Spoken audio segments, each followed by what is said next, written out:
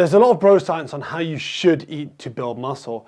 So I wanted to do this video to just cover everything you need to know to build muscle. And you will be surprised on how simple it is to actually follow a nutrition plan, follow a diet plan to build muscle. So stay tuned to the end. I'm gonna tell you everything you need to know to build muscle.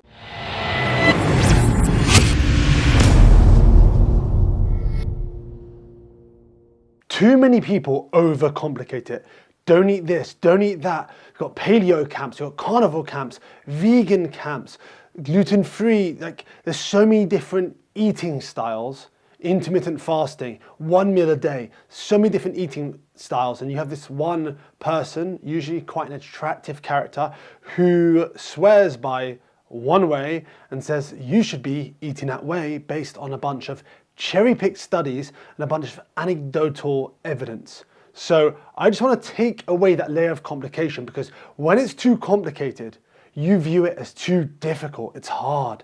It's not sustainable, because generally speaking, copying someone else's overcomplicated plan when it's not necessarily something you need, it may be, but likely it's not, just overcomplicates it, gives you decision fatigue. And not only will it mean that you won't do it for long because it's unsustainable, it could also mean that you won't even get started because the stars have to align. Everything has to be perfect.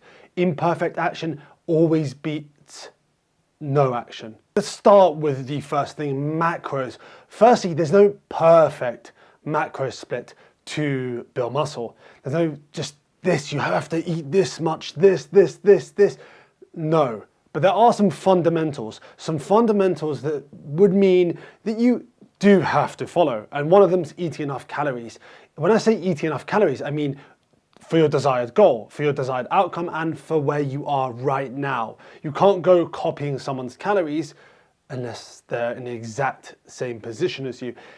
Anyway, if you're lean enough and you just want to just pack on muscle and you don't care about a bit of fat gain, then I would say, well, a bit of fat gain's inevitable anyway. I just want to put it out there. If you're seriously lean to begin with, you probably want to be starting between 500 and 1,000 calories, but I would start at 500 calories in a surplus, even not just 500 calories. 500 calories above your maintenance levels, or I would then, pay close attention to how your body's adjusting. If you're gaining fat too fast, you can pull it back slightly. If you're new to training, then that's kind of a good amount. If you're more experienced, you want to go with a bit less of a surplus. I'd start around 250, then add the calories slower. But to begin with, you can get away with more calories. Your muscle building process is faster, so more energy is used. If you've got a lot of fat to lose, I actually recommend starting at maintenance calories. When you start at maintenance calories, you just times your body weight by 15, body weight in pounds even, by 15 to work out kind of where you're at, and then you can enter a deficit. First, establish your maintenance calories. I believe it's important. Firstly, if you've been dieting for a while or been trying to diet for a while, you're probably undereating. A lot of people undereat for a period of time, then they go into periods of overeating, or you could just be overeating, and putting yourself into that maintenance will straight away help you lose a bit of fat and also help you build some consistency, because going straight into a calorie deficit, increasing exercise, increasing protein intake, increasing the amount of hours you sleep all at once can be overwhelming. So just start, put your calories to maintenance. You've got enough to fuel your workouts. You've got enough to fuel every day. You won't feel tired, lethargic. It's not going to be too little calories, and it's going to be pretty easy to follow. But remember to adjust your calorie intake. I see this, people don't do this. Well, some people do, obviously, but a lot of people don't do this. When say you're gaining, you need to adjust your calories to a new level. Say you start at, I don't know, let me just 250 pounds, for example. You times your body weight by 15, and that works out 3,750.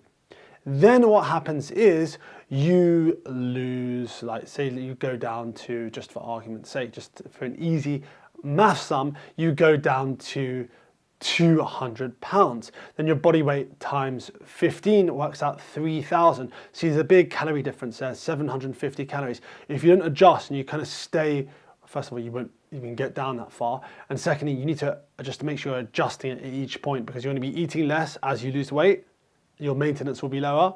And as you gain weight, your maintenance will be higher. So just remember to adjust it both ways. Otherwise you could miss out on some extra fat loss or some extra muscle gain, because you're like, wait, I haven't adjusted my calories, but I weigh more.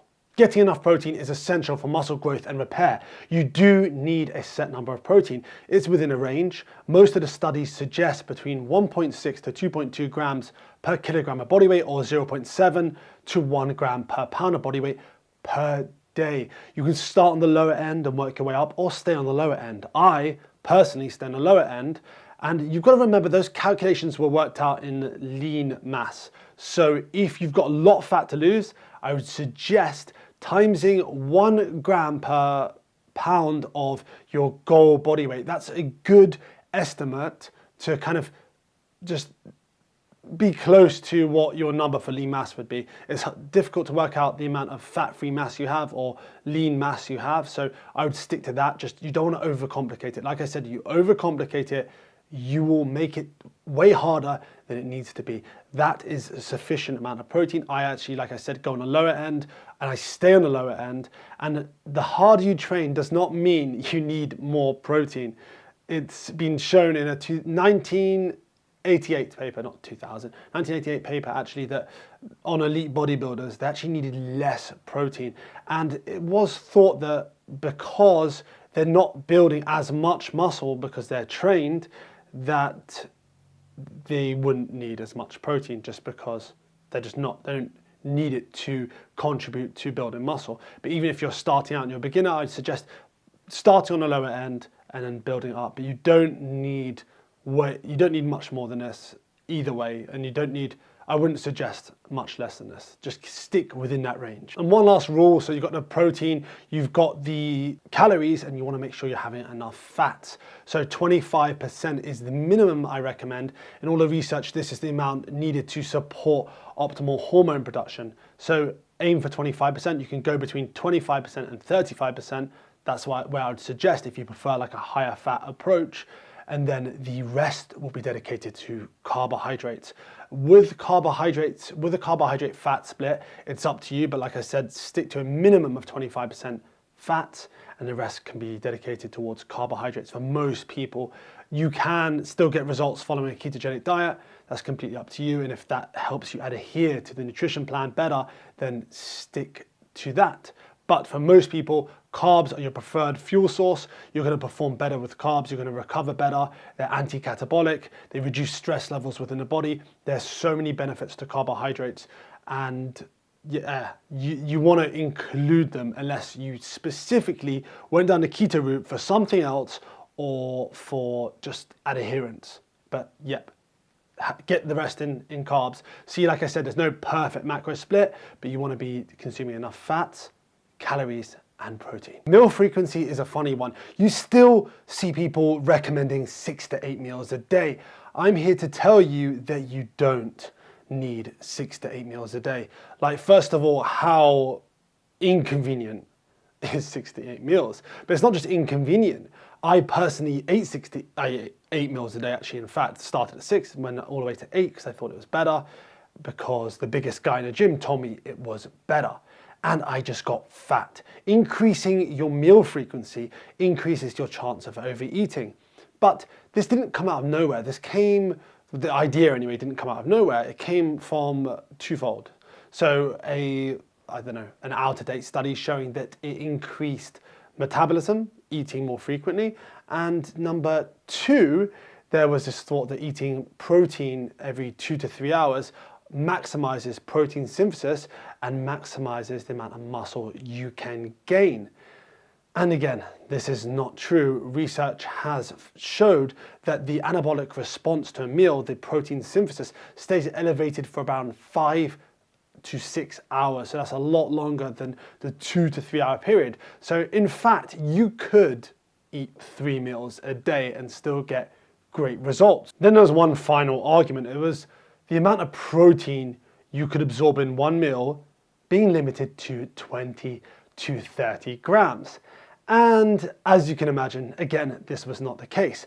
A 2018 study by Brad Schoenfeld and Alan Aragon showed that the amount you can absorb in one meal varies all the way from 0.4 to 0.55 grams per kilogram of body weight. So, for example, a 100-kilo guy can have anywhere between 40 and 55 grams of protein per meal, and it could very well be a lot higher than this. So they actually then suggested, based on this, 4 feedings of protein, just to evenly kind of distribute it.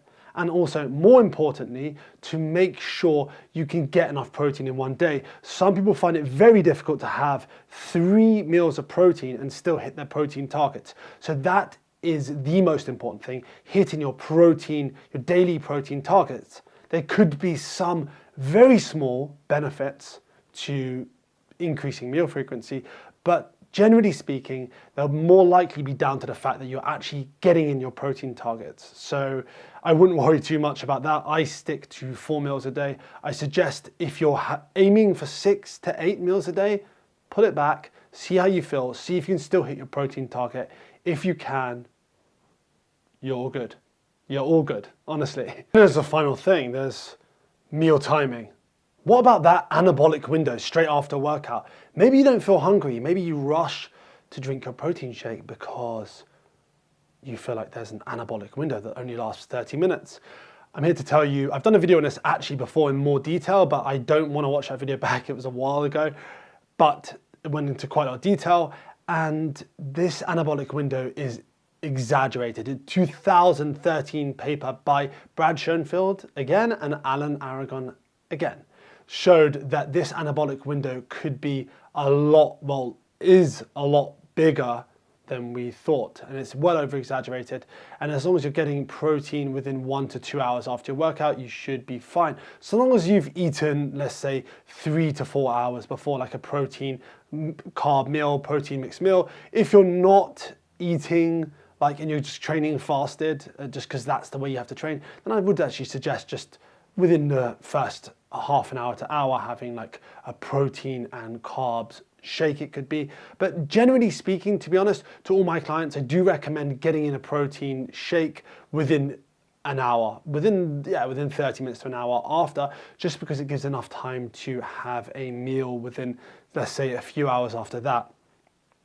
And this shake, well, my ideal shake, I suggest protein, so 20 to 40 grams of protein. So that can be 1 to 1.5 scoops of protein powder mixed with a liquid carb source, unless you're aggressively cutting, and I suggest move the carb source, take it out. I would say either dextrose, Vitagro, or dextrin, 3 options. And then a scoop of creatine as well. You can have this, like I said, 30, 45 minutes, an hour after, whatever's kind of suits you, or even 15 minutes after, because then it just gives you enough time to get in more protein. Because what some people will do then is they'll delay it too long and then they won't be able to eat a big meal because protein's pretty filling, or they won't be able to have that much protein in a meal. But that's what I recommend doing. If you completely neglect protein within a few hours after you train, you might be slightly, or maybe a bit more than slightly, just weakening the anabolic response to that training session.